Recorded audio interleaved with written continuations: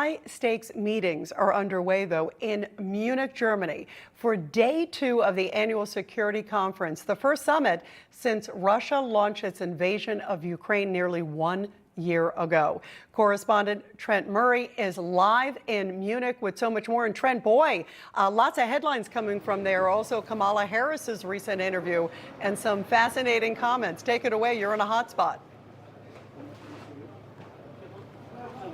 Yeah, that's right, Rita. Plenty to discuss here, but it is that war in Ukraine which continues to cast a very dark shadow over this conference. That's because if you drive about 800 miles that way, you will hit the Ukrainian border where that very real war is continuing to rage. And that was really the centre of what Vice President Kamala Harris spoke about when she took to the stage here in the past hour or so.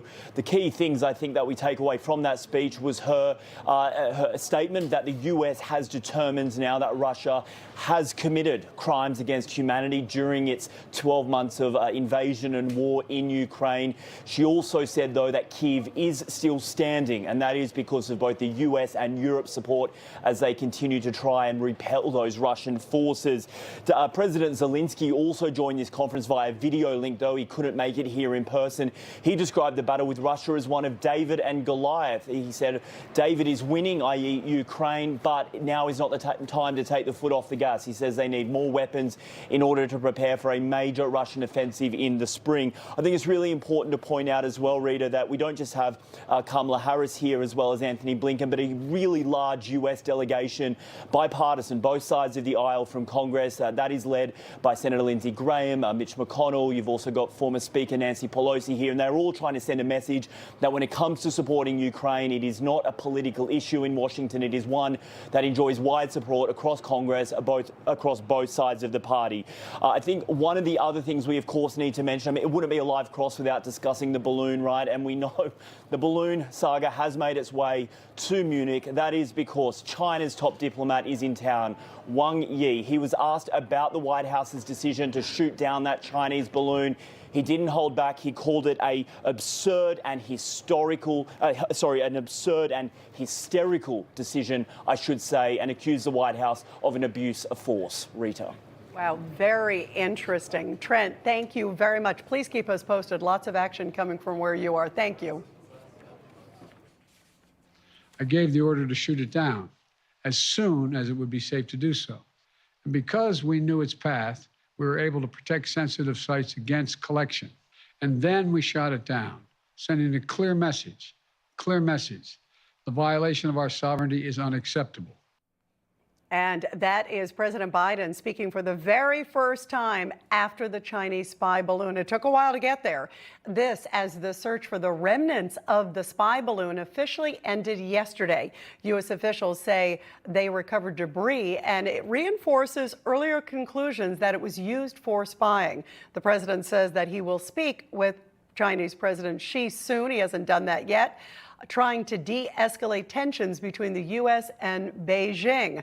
So why is he so soft on China? Well, joining us now to discuss this is the author of The Coming Collapse of China and the Great U.S.-China Tech War, the best Asia expert out there, Chang. Gordon, I want to get your reaction to what Trent just said. It was really powerful. Just a little bit ago, a few minutes ago, he's there at the Munich conference. He was saying that China's top diplomat basically said the whole balloon saga and what the shoot down of that balloon, quote, was an absurd and hysterical decision. What's your reaction? Well, the Chinese are going to maintain a very tough front on this. And it's probably the rhetoric is going to be ramped up. And they're going to do that because they want to get the Biden administration to back down. Now, just remember, the context of this is that, of course, the Chinese violated our sovereignty, probably committed an act of war. And yes, it's in their interest to damp down tensions. But it's not in our interest to do that. It's in our interest to sound the alarm, because while China is doing this, Xi Jinping, the Chinese ruler, is preparing Chinese society, both military and civilian, for war. And Biden needs to increase the temperature because he needs to tell the American people we have to mobilize to defend ourselves, our friends, and our allies.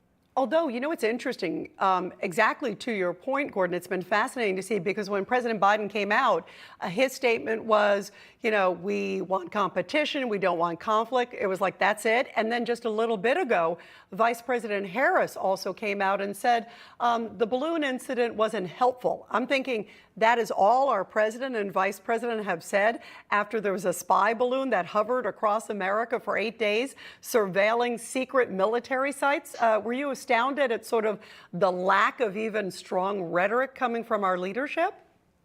Well, certainly, I thought that the president's comments and the vice president's were inappropriate, but I'm not astounded because that's the way they approach China.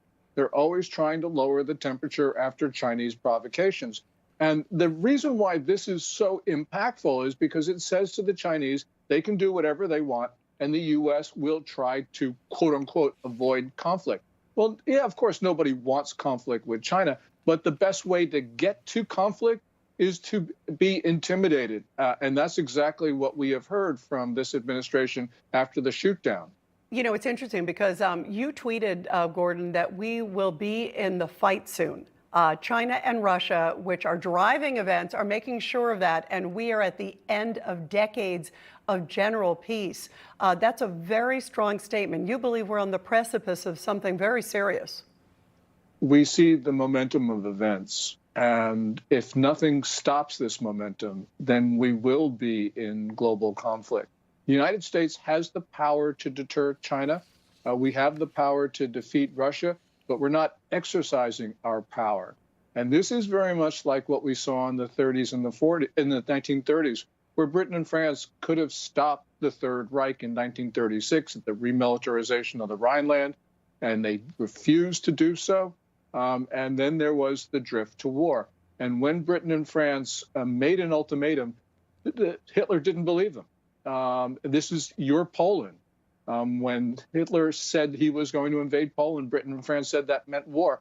Hitler didn't believe Britain and France because Britain and France didn't follow through on their previous statements.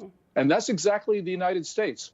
We are doing in our decade what Britain and France did in the 1930s. History says this ends up in war with China and probably Russia as well, along with proxies, Iran and North Korea, and God knows who else. Well, very serious and important for us to do the right thing now.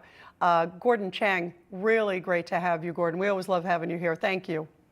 Thanks, Rita. Thank you. And